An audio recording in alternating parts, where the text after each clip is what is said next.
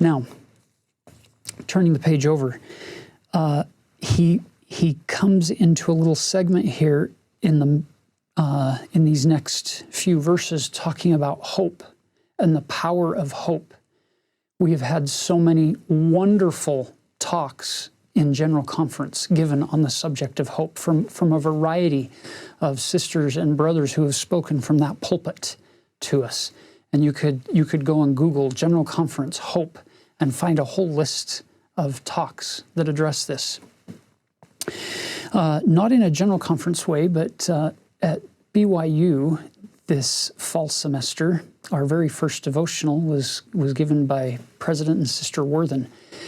And in President Kevin Worthen's address, he spent a lot of time talking about hope here in Moroni 7. And he shared a thought that resonated with me. I love it. And I've thought this for years, but the way he worded it was beautiful. Because I've heard people argue to the point sometimes where it becomes almost contentious about the difference between faith and hope, and which comes first, hope or faith, and which is needed. And people will point out one verse here or one verse there to try to prove their point in the argument. I love what President Worthen did in his talk. He talked about two types of hope.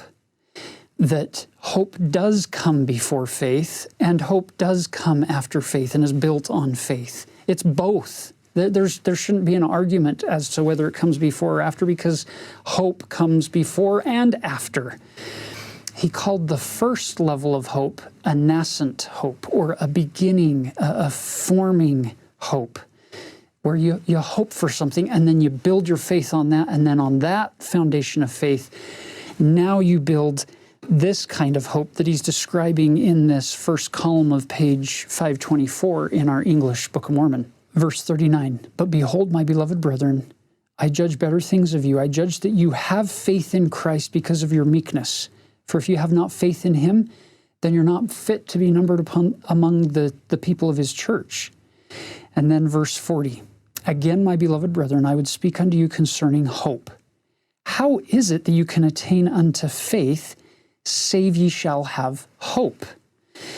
And verse 42, "If a man have faith, he must needs have hope. For without faith, there cannot be any hope." Are you noticing how everything begins and ends in this discussion with hope? We may have lost lots of things in our life, but our prayer is that you never lose your hope in Christ, whether it be that beginning kind of hope or that foundation built on faith kind of hope that propels us into this next segment